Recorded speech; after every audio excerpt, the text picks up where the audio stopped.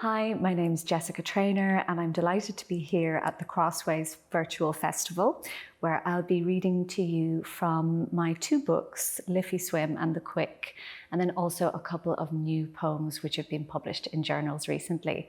So I'm going to start off in a chronological fashion with my first book, Liffey Swim, which was published in 2014 by Dedalus Press. And it's a book that deals with Dublin, its history and its three rivers, the Dodder, the Liffey and the Talca. So I'm going to start off with the title poem, Liffey Swim. In the dream, the Blessington Street basin fills with the Liffey's stout bottled waters. But still the swimmers come in droves on the stray sovereign of an Irish summer's day. The river courses towards the quays, turning concrete roadways to canal banks that shrug their shoulders into dark water. A man rises, seal-like in his call of silt to wave.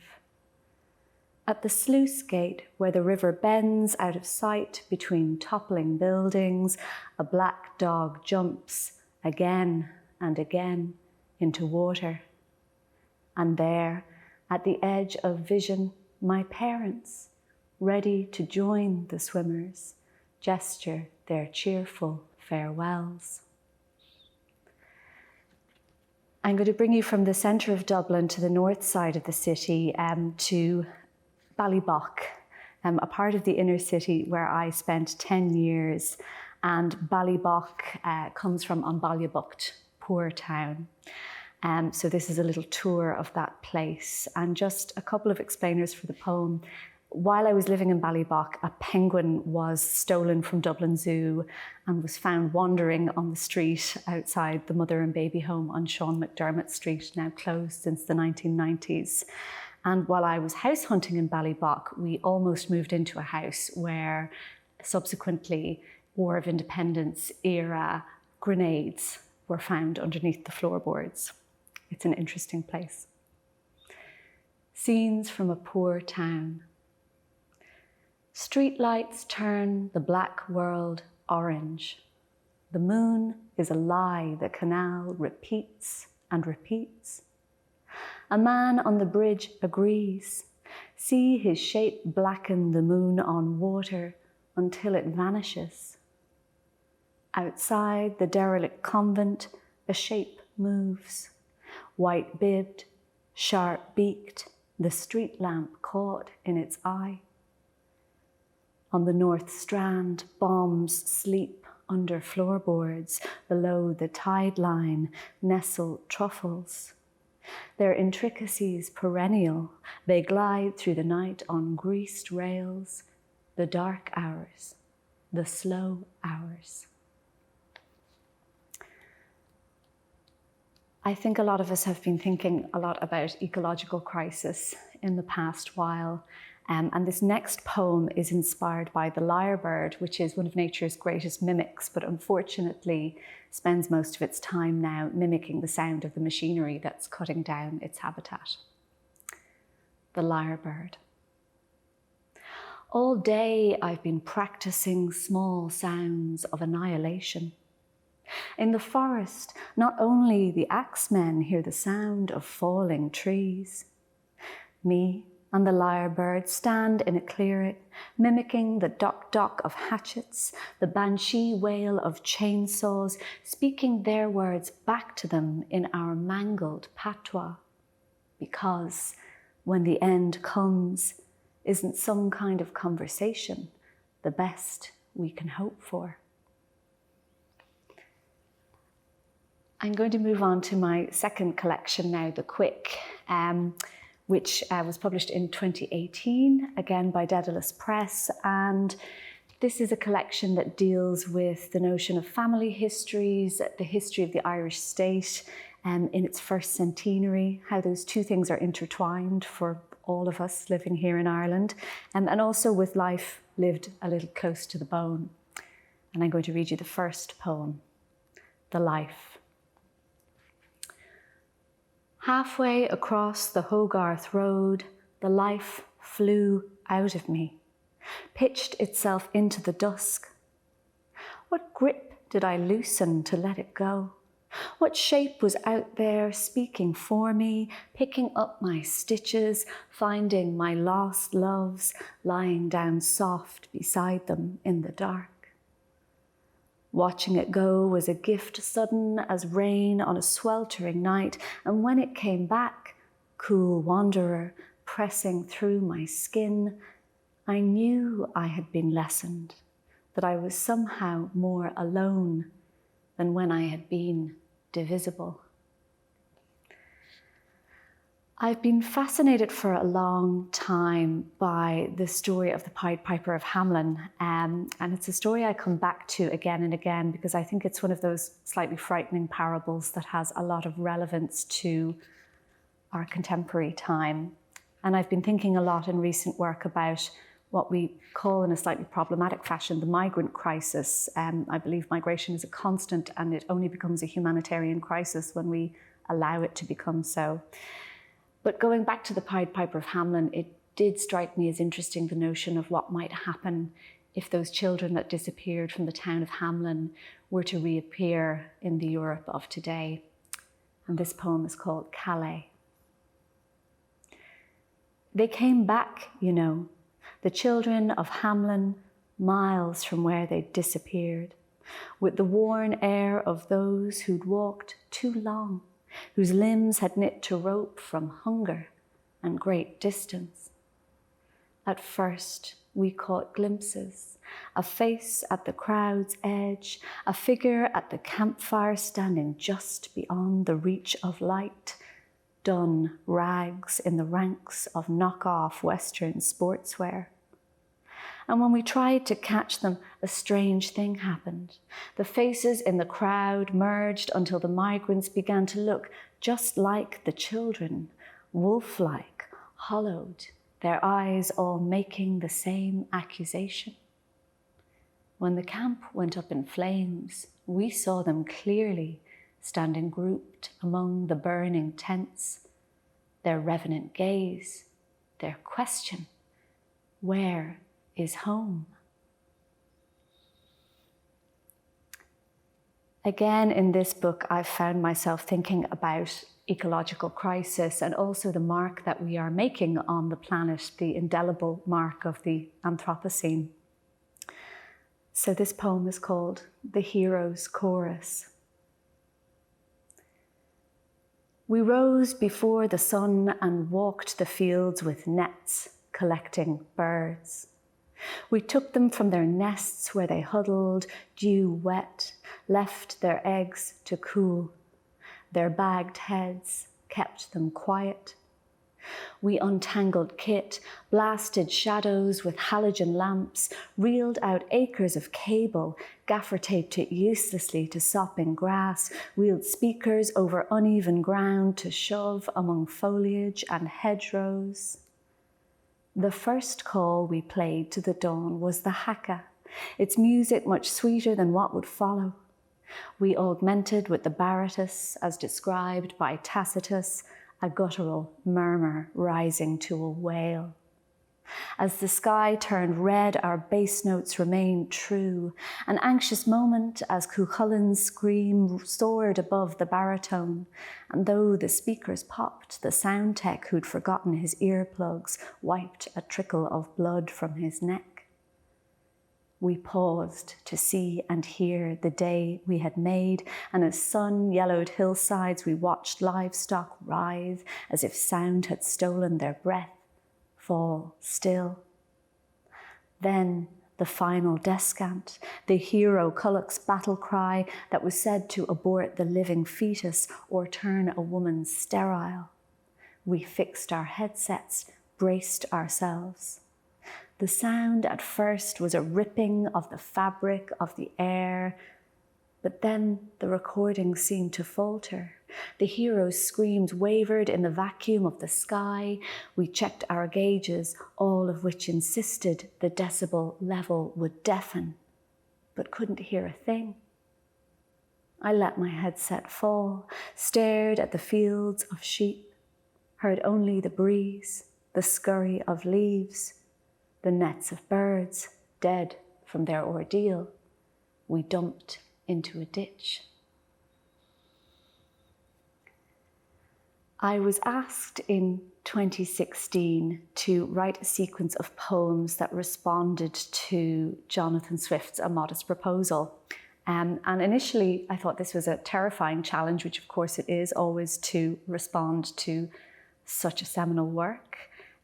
And I thought, will I have anything to write about? But then 2016 happened and it didn't disappoint in terms of subject matter for satire. And I'm going to read the first and last poem from this sequence. The first one responds to the notion of hiraeth, or a kind of a misplaced nostalgia for a homeland that doesn't exist, which I think is one of our modern diseases, really, in terms of our ideology. It's such a dangerous thought process. And it was partially inspired by a trip to the UK during Brexit, where 2 days before Brexit, I sat in a cafe in Covent Garden talking to a playwright, and everyone around us was saying Brexit would never happen. And then 2 days after Brexit, I took a taxi from Manchester Airport to the city centre, driven by a lovely Somali taxi driver who said, of course, Brexit was going to happen. And this poem is called I Could Name a Country. I could name a country, and by naming it, bring it into being. A country not unlike ours. Driving on a summer evening, you might see the froth of elderflower, the shadows cast by chestnut trees that beckon memories of youth. Or hear a voice in the distance calling you home for your dinner. You might feel the heat in the earth tingle up through your feet, and with it the sense that if you move, the evening will be lost. But in this country that I name, as you try to pin that feeling to one memory or another, you might notice the shadow's stillness. And yes, it is true that in my country the sun never sets, but burns on the horizon, tarnishing the evening to old electroplated silver. If you were to go there with me, we would stop the car among those elderflower hedges, and I would take your hand, guide you to where you might hear the long-lost music of your mother's voice calling you home across the fields.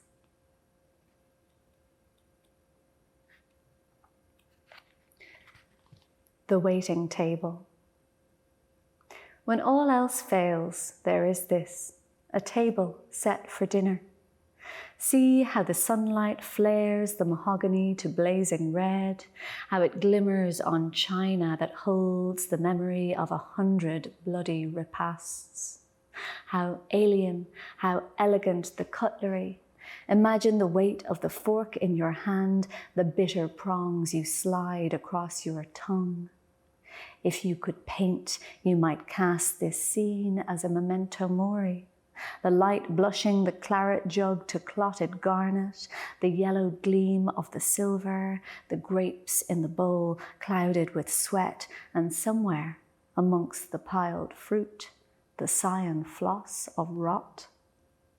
But you will never need to paint this. It comes to you whenever you are hungry, the polite and comforting ritual of slaughter, the universal need to eat.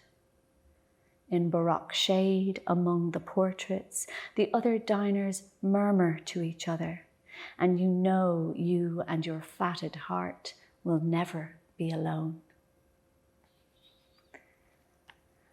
I'm going to finish my reading from The Quick with some poems from a sequence called Witches, which was inspired by growing up as the youngest daughter of the youngest daughter of a very large extended family full of very, very creative, strong-minded women, most of whom would never have had the opportunity for third level education, most of whom would have been married after school, and some of whom were incredibly successful in their lives, but there was a lot of energy in the family dynamic that was turned inwards and a lot of creativity that wasn't given expression, as I think was very common amongst women of that generation.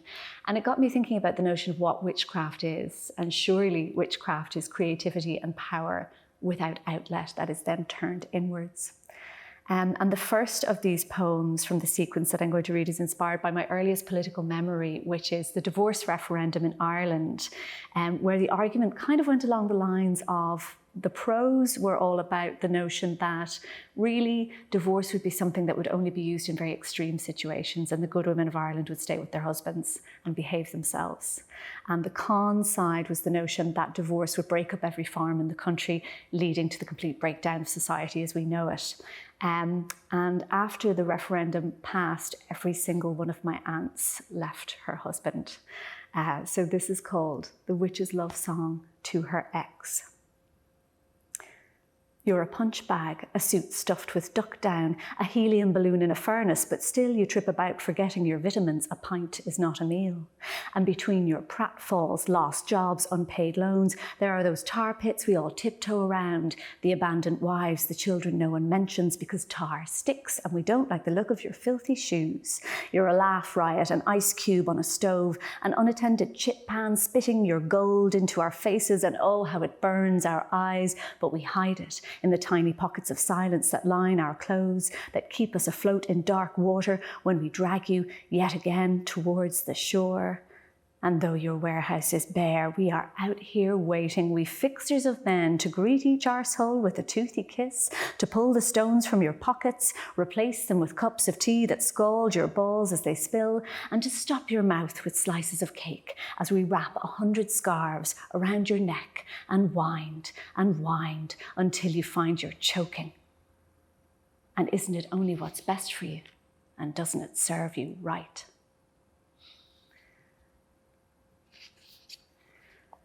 The witches demonstrate how best to catch a rabbit. Wait until the poachers have it gutted, spitted, sizzling, until they're lulled by the patter of fat on the fire, then creep out of the trees, careful that the moonlight doesn't catch the bowie blades you've greased and wetted. The night may be cold. Thermals are advisable. Then grab a poacher by his cock and bring the knife up beneath it. Threaten to hack it root and branch so that he'll bleed out in the darkness with no ear to catch his frantic prayers. Then take your rabbit. Run.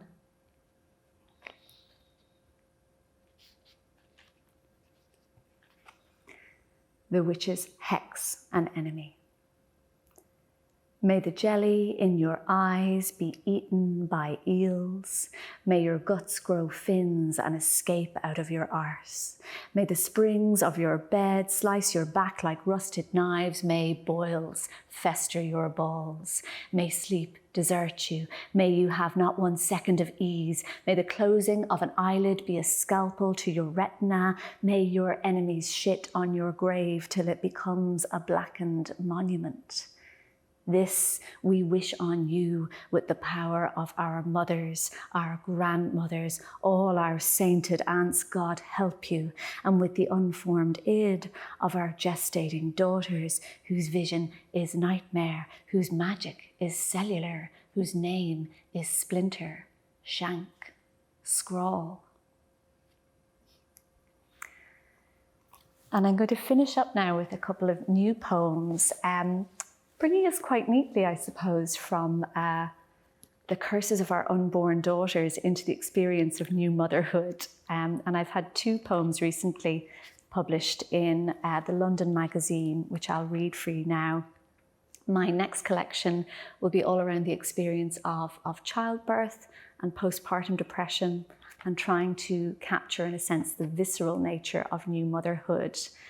And I'm going to start with a poem called The Night Gate, which was inspired by a recent time in my work life when I was having to do a lot of travel and spend a lot of time away from my very young daughter. And night gates are these wonderful things that you'll find in train stations and bus stations. It's a specific door that generally only opens late at night for people trying to catch the last train or the last bus. Strange places to be. The Night Gate. When you wake in the dark to find me gone, I'll be standing at the night gate on Glengall Street. The gate you don't notice in daytime until a pied cat slinks through, or the hinges whine their small song of neglect. This is the gate that lets the night through, keeps it out. And I am standing here alone in my green army coat, hair shorn, a woman thinned by so many miles of walking, ready for the ghasts and boggarts that might come through, ready for the moths big as donkeys that crash towards the moon. When you're old enough to join me there, I will ask you, do you want the night gate open or shut? The next poem, I suppose, is about my memory of navigating my own adolescent years and the terror of having to help a daughter navigate hers in future. Zodiac. And then there comes a year when you will ask for the first time, then over and over, who am I? Who am I? Who am I? And you will have been told there is so much knowledge in the world, sums and words and surgeries, soldering and nuclear power, the grand cathedral of it all arching over you, hiding secrets in its darker corners. And somewhere in the distance is the murmur of some hierophant's words you can't decipher. So you look to the stars to map your way, the froth of them dusted across the vault, and raging, afraid, you put your fist through the glass that separates you from the sky's probing gaze, then curl up on a friend's bed, bleeding, confused as to whether friend and fuck are the same. So you hold hands, trace the goat, the archer, the virgin, like children directing the glass on a Ouija board, then read to each other the signs, the signs, the signs. And I'm going to finish with a final poem that was featured on the Words Lightly Spoken podcast earlier this year, which is a poem about, again, the visceral experience of new motherhood, which is often painted in a very sentimental light. But I found the experience of being handed my baby, the experience of being handed something so terribly vulnerable, that there was no sense necessarily of that immediate sentimental bond. It was very different. It was an urge to protect, and it was a deep sense of a pity for a being that had been taken from one element into a wholly unfamiliar place. So this poem is called, If You Can Tame a Wildcat, You Can Raise a Baby. Lesson 1, you have no shared contexts. Forget sentimentality. The child recognizes you as a fox on a winter's night, hears the owl's shriek above it. Lesson 2, now you have accepted you have no shared context. We should admit 1, the seeking of pattern, repeat, repeat, repeat, until threat becomes comfort. Lesson 3, like any animal, this child has the capacity for love. Like any adult, you know you deserve only contempt. Lesson 4, the smile is learned. All mirrors are Antarctic wastes, but your breath is warm. Write your message on the glass. Lesson 5, you are both feral, scavengers haunting a night of cutthroat stars. Touch your nose to the frozen earth. Breathe, breathe each other's scent. Thank you.